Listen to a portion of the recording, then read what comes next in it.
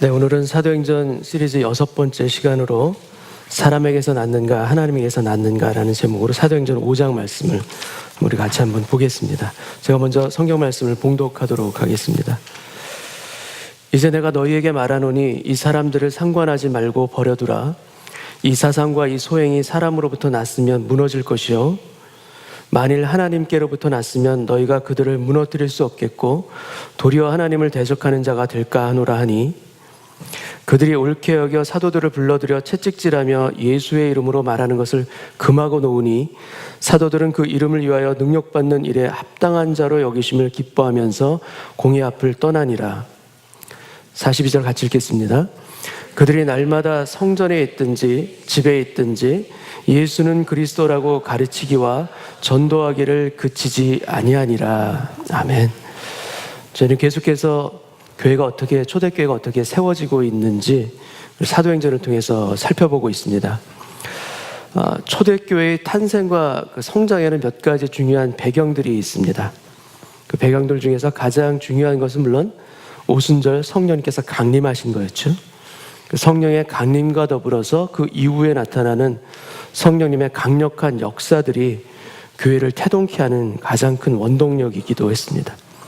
그것과 더불어서 사도들의 가르침과 말씀 선포, 복음 선포가 있고요. 그걸 통해서 모든 성도들이 날마다 마음을 같이하여 모이기를 힘쓰며 성도의 교제를 함께 나누는 자리에 있는 교회, 이게 바로 초대교회의 모습들입니다. 근데 이것과 더불어서 초대교회를 살펴볼 때 빼놓을 수 없는 것 중에 하나가 무엇인가 하면 바로 핍박과 그들이 당하는 위협들입니다. 핍박이 있습니다. 기존 유대교의 구습과 전통을 크게 벗어나 있는 이 초대교회를 통해서 세상뿐만 아니라 유대 사회 종교 지도자들은 그들을 위협하고 핍박하고 있습니다. 근데 초대교회가 이러한 핍박 가운데 어떻게 대처하는가? 어떻게 그들의 마음을 붙잡고 있는가? 핍박은 분명히 초대교회를 무너뜨리려는 힘이자 세력입니다. 그러나 교회는 오히려 그 핍박 가운데서도 성장합니다. 기독교의 역사를 통해서도 나타나지만 핍박이 있을수록 줄어드는 것이 아니라 핍박 가운데도 성장하는 복음의 능력, 이 바로 진리의 힘이기도 합니다. 초대교회를 무너뜨리고 약화시키려는 외부적인 위협과 핍박이 분명히 있습니다. 그런데 그것보다도 더 무서운 것은 무엇인가 하면 외부로부터의 공격이 아니라 내부로부터 일어나는 분열, 또 내부로부터 일어나는 거짓됨과 부정된 모습들이 더 위험하다는 것을 사도행전 5장은 우리에게 보여주고 있습니다. 사도행전 5장 1절, 2절 말씀을 제가 읽겠습니다. 아나니아라 하는 사람이 그의 아내 삽비라와 더불어 소유를 팔아 그 값에서 얼마를 감춤해 그 아내도 알더라. 얼마만 가져다가 사도들의 발 앞에 두니. 아나니아와 삽비라는 자신의 땅을 팔아서 그것을 교회 앞에 내놓은 부부입니다. 그런데 이 일로 인해서 오히려 이 두 부부는 어떻게 됩니까? 두 부부는 죽게 됩니다. 하나님께서 그들의 거짓을 징계하시는 장면이 뒤이어 나오게 됩니다. 저희가 이 사건을 접할 때 처음 드는 느낌은 무엇인가 하면 참 무섭다라는 거, 그 느낌이 먼저 듭니다. 하나님께서 이들을 징계하셨는데 이건 좀 너무하신 것 아닌가라는 마음까지도 일면 들게 됩니다. 그리고 왜 베드로는 잘못을 했지만 이 잘못한 아나니아와 삽비라에게 왜 기회를 주지 않았을까? 왜 용서해 주지 않았을까라는 마음도 듭니다. 물론 아나니아가 땅값 중에 일부를 감추면서 그것이 전부인 양 거짓말을 한 것은 맞지만 그렇다 하더라도 이렇게까지 한 것은 받아들이기가 너무 어렵다라는 마음도 솔직히 듭니다. 왜냐하면 이러한 거짓이 우리에게 얼마든지 있기 때문이에요. 이러한 잘못이 크고 작은 경중의 차이는 물론 있을 수 있겠지만 우리들도 늘상 어쩌면 하고 있는 잘못이기 때문에 만약에 하나님께서 아나니아를 대한 것처럼 나를 그렇게 대하신다면 나는 도대체 어떻게 될 것인가? 이런 마음이 있습니다. 그런데 이와 유사한 일이 구약에도 또 나타납니다. 출애굽한 백성들이 성막을 완성하고 그 제사장 아론이 첫 제사를 드릴 때 그 아론의 아들 나답과 아비후가 죽습니다. 그들이 하나님이 명령하시지 아니한 다른 불을 가지고 향불을 가지고 분향을 올려드렸기 때문에 여호와의 불이 그들을 삼켜서 그들이 죽게 됩니다. 또한 이스라엘 백성이 가나안 정복전쟁 첫 정복전쟁인 여리고성 전투를 이기고 나서 두 번째 아이성 전투에서 이들이 패합니다. 여호수아가 옷을 찢죠. 그리고 죄를 뒤집어 쓰고 슬픕니다. 하나님 기도합니다. 그럴 때 하나님께서 여호수아에게 말씀합니다. 너희 중에 범죄하여 나의 명령을 어기고 온전히 바쳐야 될 재물을 그 물건을 훔쳐간 자가 있다 말씀해 주십니다. 그래서 모든 이스라엘 백성들을 지파별로 모아놓고 제비를 뽑게 되죠. 그래서 제비를 뽑아서 맨 마지막에 남은 사람이 바로 아간입니다. 그가 그곳에서 죽게 됩니다. 그리고 그가 죽은 것을 아골골짜기라고 부릅니다. 여러분, 아나니아와 삽비라, 그다음에 나답과 아비후, 그리고 이 아간, 이 세 사람들은, 이 세 사람의 부류는 다 공통점이 하나 있습니다. 그 공통점이 무엇인가 하면은 일들은 그냥 평상시에 일어나는 일들이 아니라 새로운 시대를 열어가는 시점에서 일어난 아주 특별한 사건들입니다. 교회가 시작되는 시점에서 바로 아나니아 삽비라의 사건이 있습니다. 그리고 성막을 완성하고 첫 제사를 드리는 시점에서 일어난 일이 바로 나답과 아비후의 사건이고요. 그리고 가나안 정복 전쟁을 이제 막 시작하는 시점에서 일어난 일이 또한 아간의 일입니다. 하나님께서 왜 이렇게 엄하게 죄를 다루시는가? 여러분, 새로운 출발을 앞두고 더 특별히 더 정결함을 요구하시는 그런 시점에서 일어난 사건이라는 것을 우리가 한번 보아야 합니다. 외부적인 박해보다도 내부적인 거짓과 부정이 교회를 무너뜨리고 이스라엘 공동체를 무너뜨리는 더 무서운 것이기 때문에 이 특별한 시점에서 하나님은 엄하게 이들을 다루셨습니다. 그런데 우리가 성경을 통해 보면 알지만 나중에 신약교회를 보게 되면 아나니아보다도 훨씬 더한 범죄의 모습들이 나옵니다. 고린도전후서를 보게 되면 우상을 숭배하는 모습이 교회 안에도 있는 것을 우리가 보게 됩니다. 그러나 하나님은 그들 모두를 아나니아처럼 다루지 않으셨습니다. 오래 참으시고 용서하시는 하나님의 모습을 보여주셨습니다. 여러분, 이 하나님의 오래 참으심과 이 용서가 없다면 이 자리에 서 있는 저도 감히 이 자리에 설 수가 없습니다. 하나님께서 저를 오랫동안 도와주시고 인도해 주시고 끊임없이 용서를 해주시지 않으셨다면 제가 어떻게 여러분 앞에 이렇게 말씀을 전할 수가 있겠습니까?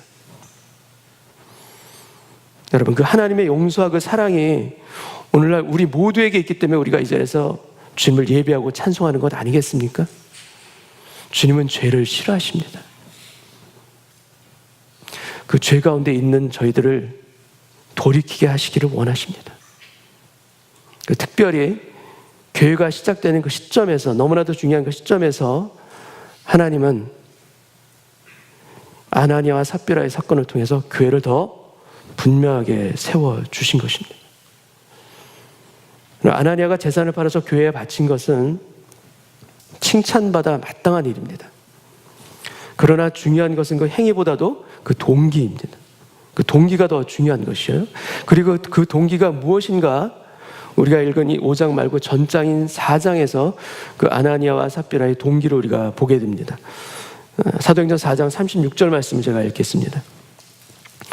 구브로에서 난 레위족 사람이 있으니 이름은 요셉이라 사도들이 일컬어 바나바라, 번역하면 위로의 아들이라 하니 그가 밭이 있음에 팔아 그 값을 가지고 사도들의 발 앞에 두니라. 성경은 이 바나바와 아나니아의 행위를 동일한 단어를 가지고 기록해주고 있습니다. 아나니아도 사도들의 발 앞에 그것을 두었다라고 표현되고 있고요. 그다음에 바나바도 마찬가지로 그 밭을 팔아 그 값을 가지고 사도들의 발 앞에 두니라, 동일한 표현을 가지고 두 사람을 설명해 주고 있습니다. 근데 여러분, 아나니아는 어떤 동기를 했는가? 바나바처럼 되고 싶은 거예요. 바나바처럼 교회의 인정과 칭찬을 받고 싶은 것입니다. 그런데 바나바는 그것을 진심으로 한 것이고요, 아나니아는 그것을 거짓으로 한 것, 이것이 두 사람의 차이입니다. 거짓으로 꾸며내는 것, 실제가 아닌데 그런 것처럼 보이게 하는 것, 여러분, 이것이 위선이죠. 위선은 아주 교묘한 속임입니다. 교만과 더불어서 아주 교묘하게 우리를 속이는 것입니다. 바리새인의 시장에서 크게 외치는 기도처럼 실제 나보다 보여지는 내가 더 영적으로 비춰지게 원하는 것, 위선의 모습들입니다. 집 안에서의 나와 집 밖에서의 내가 달라요. 교회 안에서의 나와 일터에서의 내가 다릅니다. 여러분, 하나님은 이것을 싫어하십니다. 우리의 연약함이 있어도 있는 그대로, 부족한 그대로 꾸며지지 않는 진실한 모습으로 나오는 것이 하나님께서 기뻐 받으시는 우리의 예배이자 기도입니다. 그렇지 않은데 그런 모습으로 비춰지기 위해서 애쓰는 모든 것들, 여러분, 그 안에 위선이 숨어 있습니다. 여러분, 위선자가 영어로는 히포크리시라는 단어를 씁니다. 근데 이것은 헬라어로 휘포크리테스라는 말에서 나온 단어입니다. 근데 이 뜻은 무엇인가 하면은 마스크를 쓴 사람이라는 뜻이에요. 근데 연극에서 보면은 뒤에서는 잘 안 보이기 때문에 그 마스크를 쓰는 사람이 옛날 연극, 영화 같은 데 보게 되면 아주 큰 마스크를 쓰고서 연극을 하는 걸 우리가 본 경우가 있을 것입니다. 그렇게 뒤에서도 잘 보일 수 있을 만큼 큰 마스크를 쓰고 살아가는 것, 그게 위선의 모습입니다. 뉴욕에 아주 비즈니스가 아주 잘 되는 그런 레스토랑이 하나 있답니다. 이 레스토랑은 특별히 커플이 그 안에 같이 들어가게 되면은 메뉴판을 따로 주는 레스토랑입니다. 그러니까 남성용 메뉴판과 여성용 메뉴판이 달라요. 그래서 여성이 받는 메뉴판 가격은 그것이 3배의 가격이 적혀 있습니다. 그래, 남성이 받는 메뉴판은 원래 실제 그 가격에 그대로 붙어 있어요. 그래서 남성이 이야기를 하는 거죠. 드시고 싶은 것 마음껏 드세요. 얼마든지 주문하세요. 제가 다 오늘 서브하겠습니다. 여성이 어떻게 되겠습니까? 그리고 이야기를 듣고 감동을 받는 거죠. 아니, 이렇게 비싼 거를. 여러분, 그것이 이 레스토랑 비즈니스에는 이러한 위선이 도움이 될지는 몰라요. 그러나 이 두 사람의 관계가 계속해서 이렇게 된다면 어떻게 되겠습니까? 그 관계가 유지될 수가 없게 되겠죠. 진실함이 있어야 관계가 깊어지는 것이고 그 관계가 지켜지는 것이기도 합니다. 워렌 위어스비 목사님이라는 아주 유명한 목사님 계십니다. 이 목사님이 첫 목회지로 가게 됐는데 그 교회에서 일어났던 일을 적고 있는 책이 있습니다. 첫 교회에서 목회할 때 그 교회가 성전을 건축하게 되었습니다. 근데 그 교회가 재정적으로 이렇게 여유가 있는 교회가 아니었기 때문에 아주 소박하게 이제 건축을 할 계획을 가지고 이게 설계사를 만나서 미팅을 하는 시간을 갖게 되었습니다. 그래서 이 목사님이 이제 설계사한테 부탁을 한 것입니다. 저희가 소박한 교회이지만 성전 앞부분만큼은 아주 화려하게 보이도록 설계를 해주시면 참 감사하겠습니다. 이렇게 부탁을 한 거예요. 이렇게 멋지게 보이도록 파사드를 처리해 주세요. 이렇게 얘기한 겁니다. 파사드라는 건 무엇인가 하면 건물의 전면, 앞부분을 장식하는 디자인을 얘기할 때 파사드라고 얘기합니다. 그렇게 부탁을 하니까 이 설계자가 그 이야기를 듣고 대답을 합니다. 목사님, 죄송하지만 그렇게는 못합니다. 교회는 진실과 정직의 표상이고 진실의 모습 그대로 지켜야 될 곳이 교회입니다. 제가 설계하는 그 교회는 어떤 교회든 그렇게 제가 파사드를 장식하지 않습니다.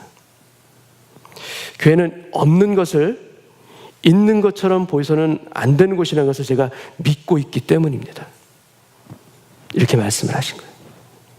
여러분, 저는 이 설계자도 대단하지만 이 사실을 그대로 말하는, 숨김없이 말하는 이 목사님도 너무나도 대단합니다. 얼마든지 얘기하지 않아도 되는데 자기의 실수를 그대로, 여러분, 진실한 곳에 파워가 있습니다. 정직한 것, 비록 우리의 연약함이 드러난 그 자리라 할지라도 진실함이 있는 곳에 여러분, 사람은 감동하게 되어 있고요, 설득이 있고요, 그 안에 하나님의 능력도 같이 담겨 있게 됩니다. 우리 가운데도 때로는 우리의 작은 실수와 연약함이 있다 할지라도 그래서 숨기는 것이 아니라 그대로 하나님 앞에, 사람 앞에 드러낼 수 있는 용기, 위선자의 자리를 벗어나는 그 용기가 있기를 주님의 이름으로 축원합니다. 여러분, 초대교회는 아나니아와 삽비라 이 두 부부를 장사 지냅니다. 그리고 사도행전의 저자 누가는 교회라는 단어, 에클레시아라는 이 단어를 바로 이때 여기서 처음 사용합니다. 사도행전 5장 11절 말씀을 보겠습니다. 아나니아와 삽비라를 장사 지내고 난 다음에, 그 다음에 온 교회와, 교회라는 이 표현을 여기서 처음 누가는 사용합니다. 온 교회와 이 일을 듣는 사람들이 다 크게 두려워하니라. 여러분, 이 두려운 일이 일어났지만 그럼에도 불구하고 교회는 어떻게 되는가? 더욱 정결해집니다. 더욱 말씀의 파워가 있게 되고요, 성도들이 더욱 마음을 같이하여 솔로몬 행각에 모이게 되고요, 믿고 주께로 나오는 자가 더 많으니 남녀의 큰 무리더라. 이 초대교회가 주님의 은혜 안에서 더 성장할 수 있는 발판으로서 아나니와 삽비라의 사건이 성도들의 마음 가운데 각인된 것입니다. 여러분, 이 내부적인 위기를 넘어서, 그리고 또한 교회에는 더 많은 생명의 역사들이 나타나는 것을 우리가 보게 됩니다. 15절 16절 말씀을 제가 읽겠습니다. 심지어 병든 사람을 메고 거리에 나가 침대와 요 위에 누이고 베드로가 지날 때 혹 그의 그림자라도 누구에게 덮일까 바라고 예루살렘 부근에 수많은 사람들도 모여 병든 사람과 더러운 귀신에게 괴로움받는 사람을 데리고 와서 다 나음을 얻으니라. 다 나음을 얻으니라. 육신의 병뿐만 아니라 마음의 병까지도 와서 다 나음을 얻으니라. 예수님의 공생의 시절에 병든 사람을 불쌍히 여기시고 치유해 주셨던 것처럼 이 사도들의 사역에 있어서 가장 두드러지게 나타나는 사역이 무엇인가 하면 바로 치유 사역이에요. 와서 다 나음을 얻으니라. 우리는 기도할 때 이 사도들처럼 기도로 다 치유함을 얻지는 못합니다. 그런 일이 일어나진 않습니다. 우리가 기도할 때마다 다 낫는다거나 또 모든 병은 기도만으로 해결할 수 있다라는 생각, 또 병이 치유되지 않는 이유는 우리의 믿음이 부족하고 기도가 부족하기 때문이라는 그 생각들, 여러분, 신앙생활을 하다 보면 신앙적으로 이것이 건강하지 않다는 것을 우리가 알게 됩니다. 그러나 여러분, 우리는 기도해야 합니다. 병든 사람을 위해서 기도해야 합니다. 치유를 위해서 기도해야 합니다. 셀에서 기도해야 되고요, 가정에서도 우리는 기도의 손을 높이 드는 중보 기도자의 자리에 우리가 서야 될 줄로 믿습니다. 마음의 병과 육신의 병으로 인해서 기도할 힘까지도, 기력마저도 잃은 그 영혼들을 위해서 그들을 대신하여서 그들의 손을 붙잡아 올려드리는 중보 기도자의 자리에 서는 것, 우리 믿는 성도가 지켜야 될 자리인 줄로 믿습니다. 주님, 불쌍히 여겨주옵소서. 주여, 불쌍히 여겨주옵소서. 병을 낫게 하는 권세는 오직 주님께 있지만, 주님의 주권 가운데 있지만 저희는 기도합니다. 여러분, 하나님은 어떠한 분이신가? 기도하는 우리의 기도를 기뻐하시는 분이시고 그 기도를 통해서 치유의 역사를 나타내시기도 하시는 분이 우리 아버지 하나님이신 것을 믿습니다. 우리는 기도해야 될 줄로 믿습니다. 낫게 하시는 분은 아버지 하나님이시나 저희는 기대하고 기도하겠습니다. 사도들의 손을 통해서 많은 이적과 치유와 기사가 나타납니다. 그러자 대제사장을 비롯한 사두개인의 당파가 시기가 가득하여 사도들을 잡아서 옥에 가두게 됩니다. 근데 그 밤에 하나님의 천사가 사도들에게 나타나게 됩니다. 19절 말씀을 제가 읽겠습니다. 주의 사자가 밤에 옥문을 열고 끌어내어 이르되, 사도들을 끌어낸 것입니다. 가서 성전에 서서 이 생명의 말씀을 다 백성에게 말하라 하매. 여러분, 대제사장과 사두개인의 당파가 사도들을 신문하기 위해서 옥에 사람을 보냅니다. 근데 보았더니 아무도 없는 거예요. 여러분, 천사의 존재를 믿지 않는 사두개인에게 천사의 역사가 나타난 것입니다. 그리고 어디 있는가 나중에 찾아보니 사도들이 성전에서 그 새벽에 백성들에게 말씀을 가르치고 있습니다. 그 사도들을 끌어다가 공회에 세우고 신문하기 시작합니다. 우리가 이 이름으로, 예수라는 이 이름으로 사람을 가르치지 말라고 엄금하였을 때 너희 가르침이 예루살렘에 가득하니 이 사람, 이 예수의 피를 우리에게로 돌리고자 함이 아니냐, 신문하기 시작합니다. 그러자 사도들이 담대하게 답변합니다. 29절 말씀을 제가 읽겠습니다. 베드로와 사도들이 대답하여 이르되, 사람보다 하나님께 순종하는 것이 마땅하니라. 사람보다 하나님께 순종하는 것이 마땅하니라. 너희가 나무에 달아 죽인 그 예수를 우리 하나님이 살리시고 우리의 구주로 삼으셨느니라. 사도들의 이 말을 듣고 이들이 분노합니다. 아주 크게 분노합니다. 그리고 예수님께 하였듯이 이 사도들도 죽이려고 합니다. 근데 이때 하나님은 사도들을 위해서 산헤드린 공회원 중에 한 명을 사용하십니다. 34절 말씀 제가 읽겠습니다. 바리새인 가말리엘은 율법 교사로 모든 백성에게 존경을 받는 자라. 공회 중에 일어나 명하여 사도들을 잠깐 밖에 나가게 하고 말하되, 이스라엘 사람들아, 너희가 이 사람들에게 대하여 어떻게 하려는지 조심하라. 가말리엘은 바리새인 중에서 온건파인 힐렐의 손자이기도 합니다.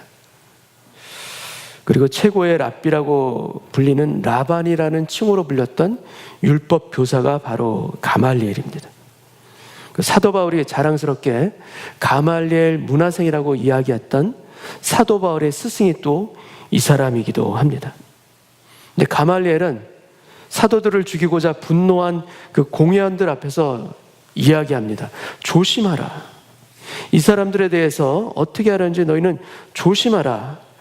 그러면서 두 가지 사례를 거론하기 시작합니다. 36절 읽겠습니다.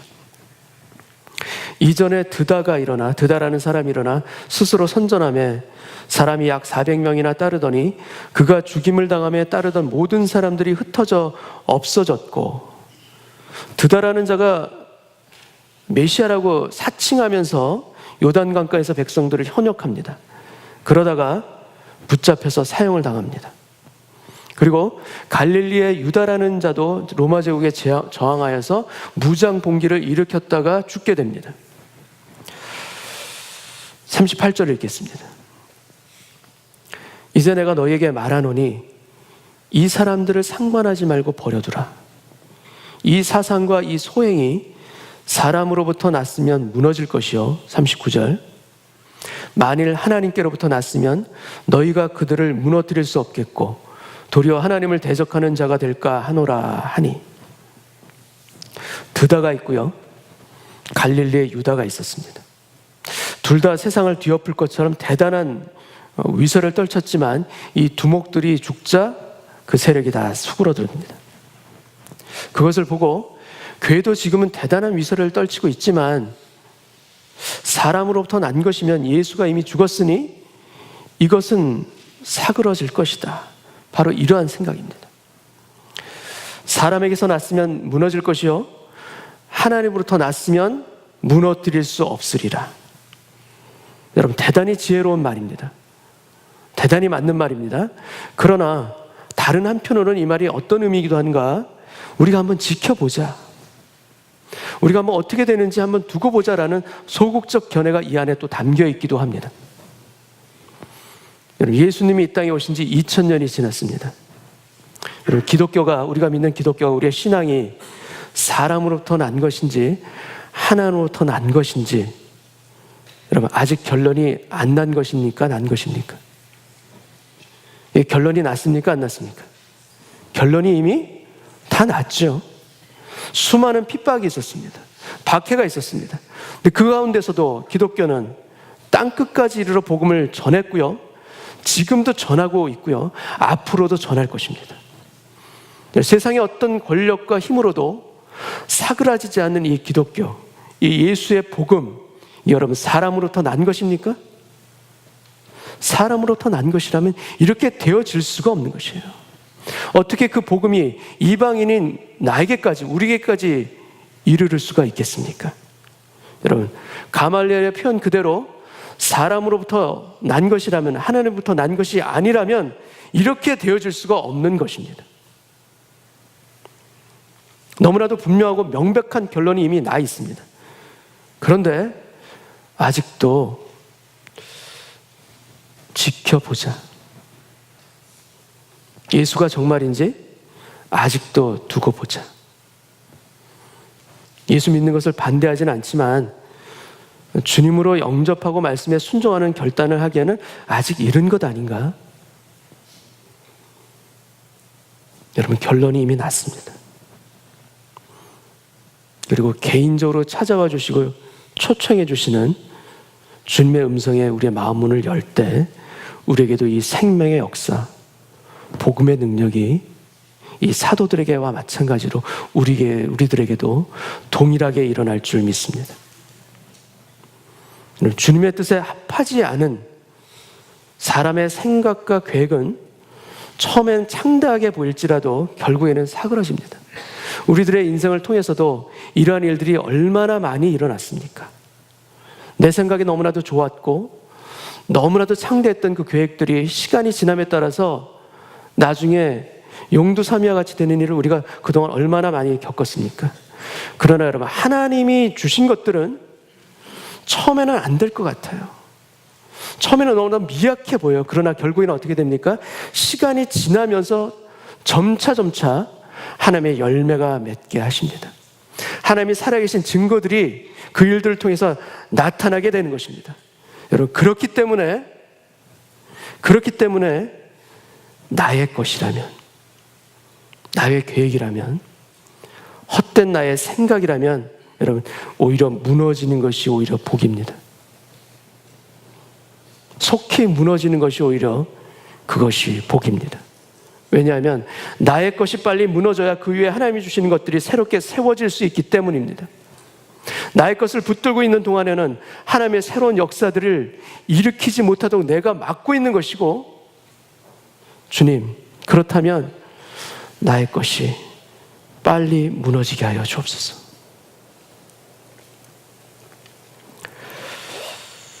하나님이 주신 마음으로 시작하는 일이라면 이걸 도대체 왜 해야 하나?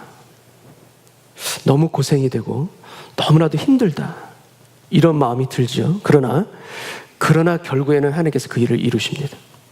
가장 안 될 것 같은 길인데 오히려 그 길이 열려요. 이번에 저희가 예배 처소를 알아보기 위해서 학교를 많이 알아봤죠. 지난주에도 말씀드렸지만 그런 일들이 일어난 이유가 어디에 있습니까? 그렇게 학교를 막 알아본 이유는 바로 이 밀러파 학교 때문이에요. 이 학교가 주차장도 이제 협소해졌고 또 교실을 못 쓰게 하는 바람에 저희가 여러 가지 일이 발생했기 때문이죠. 이 학교 때문에 그 일이 일어났어요.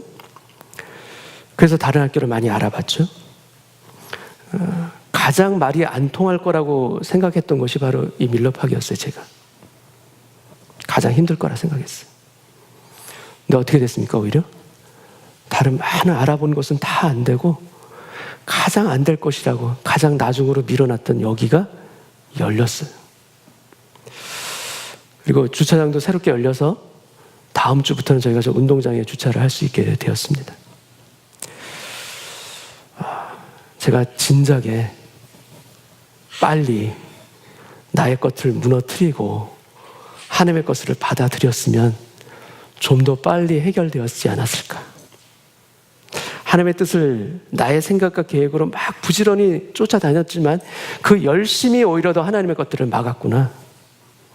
제가 스스로 자성합니다.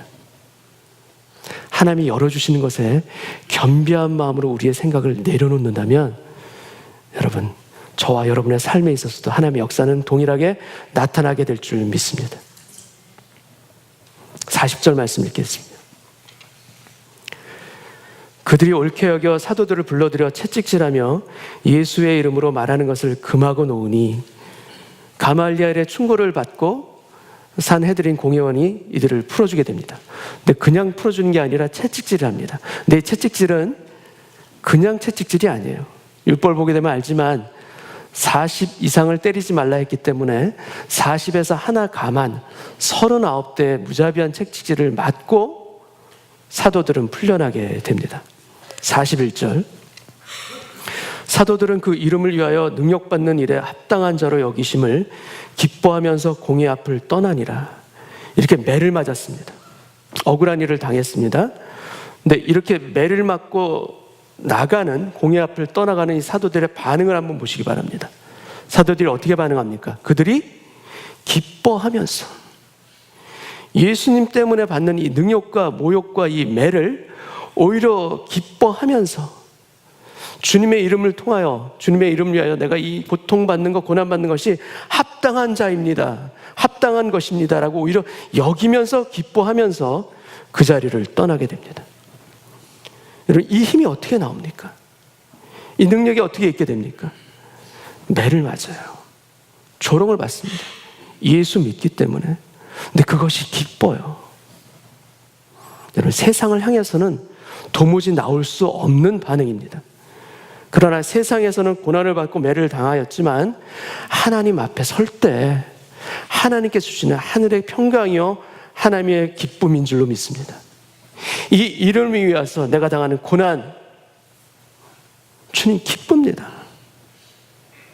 예수 믿는 자로서 걸어가는 이 자리에서 느끼는 이 아픔, 주를 위해서 저를 견디게 하시니, 나에게 나의 십자가를 짊어지고 주님을 쫓아가게 하시니 주님 이 자리가 기쁩니다. 여러분, 요즘 한국 사회에서 이국정 교수님이라는 분을 모르시는 분이 아마 거의 없으실 겁니다. 다들 알고 계시죠? 이번에 북한 귀순 용사를, 죽어가는 그 용사를, 용사가 아니죠. 귀순 병사죠. 이럴 땐 병사라고 해야 되는 거 맞죠? 죽음에서 구해낸 의사죠. 아주대학교 중증외상센터의 센터장으로 있습니다. 근데 이분이 최근에 한국 사회 많은 논란의 중심에 서 있습니다.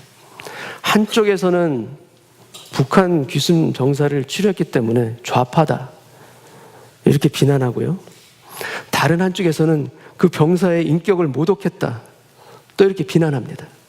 여러 가지 이야기들이 많습니다. 여러분, 근데 저는 이국정 교수님의 그 마음이 느껴져요. 그분의 인터뷰를 통해서, 그분의 기사를 통해서 무엇이 느껴지는가 하면 그분은 다른 게 없어요.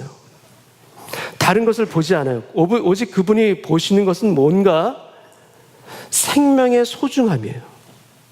이 생명을 살려야 된다는 그 하나를 붙들기 위해서 살아가고 그 하나를 위해서 애쓰고 노력하는 것이 이 교수님의 모습이에요.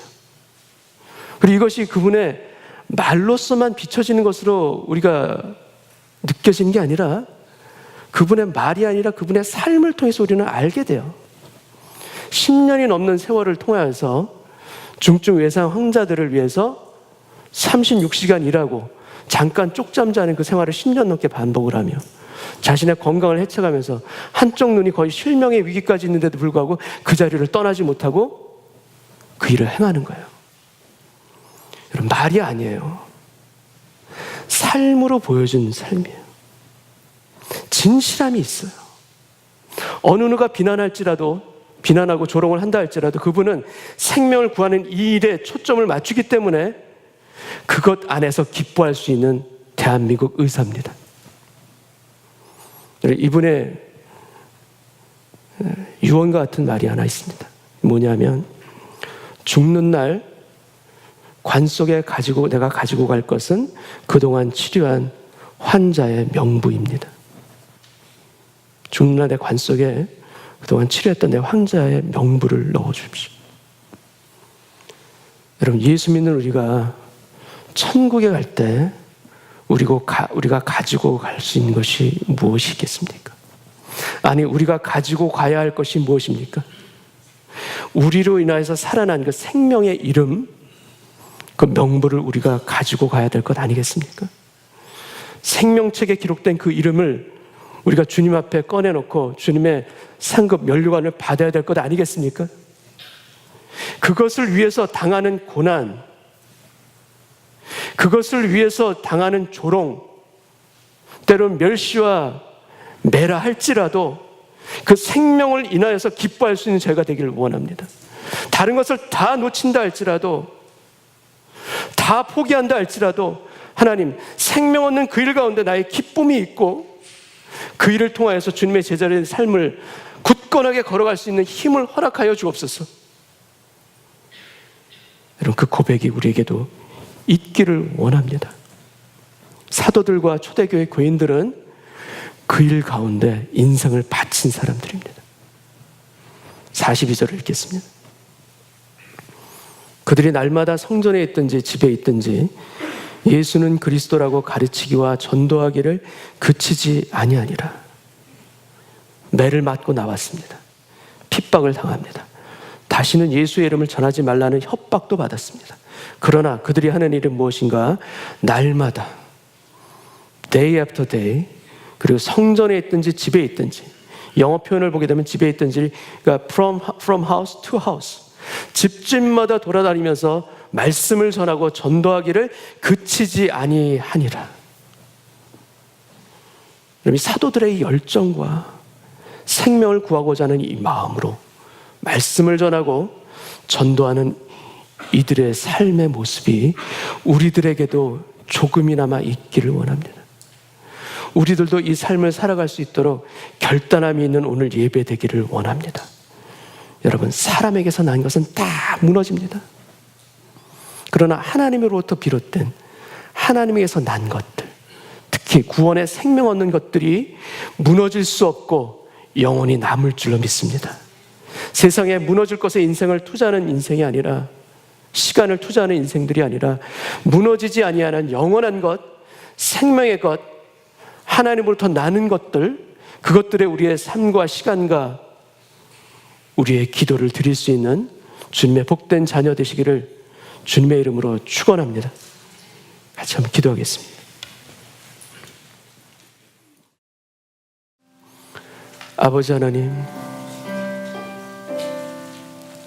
우리의 마음을 밝게 하시는 아버지 하나님, 거짓된 것을 주님의 빛 가운데 드러나게 하여 주셔서 내려놓게 하시고, 다른 사람에게 비춰지는 신앙의 그 큰 가면들이 벗어지는 오늘 예배되기를 원합니다. 온전함으로 주님 앞에 서게 하여 주옵시고, 진실함으로 주님 앞에 서게 하여 주셔서 주님의 생명의 말씀을 따라서 순종하며 살아가는 그 자리에 우리 모두가 있게 하여 주옵소서. 나의 생각으로 비롯되고 사람의 계획으로 비롯되는 모든 헛된 것들이 오늘 무너지기를 원합니다. 오히려 나의 것들이 무너지는 그 자리에 하나님의 것들이 새롭게 수축되어지고 세워질 줄 믿사오니, 아버지 하나님, 그 마음의 변화들이 오늘 우리들의 각 사람의 심령 가운데 있게 하여 주셔서 하나님부터 난 것들이 세워지게 하여 주옵소서. 영원한 것, 거룩한 것에 마음을 품게 하여 주옵시고, 깨끗한 것, 생명 얻는 것에 우리의 시간과 정성을 드리게 하여 주셔서 하나님, 헛된 것에 시간을 낭비하지 않도록 도와주옵시고, 참되고 진실한 주님의 열매의 것들에 아버지 하나님, 우리들의 마음이 들여질 수 있도록 이 시간 가운데 함께하여 주옵소서. 그래서 주님, 천국에 올라가서 주님 앞에 생명 얻는 명부를 얻고 주님의 상급과 면류관을 받을 수 있는 저희 모두가 되기를 원합니다. 이 땅에서 사라질 것에 마음 빼앗겼던 그 모습들로부터 돌이키게 하여 주옵시고, 이 땅에서는 조롱을 받아도, 멸시를 받아도, 때로는 손해를 당하여도 주님의 이름을 위해서 걸어가는 그 길이라면 기뻐하며 걸어갈 수 있는 저희 모두 되게 하여 주옵소서. 그 길이 참된 생명의 길이요, 그 길이 우리를 세워가시는 아버지 하나님의 은혜의 길인 것을 믿고 감사드리오며 예수님의 이름으로 기도합나이다. 아멘.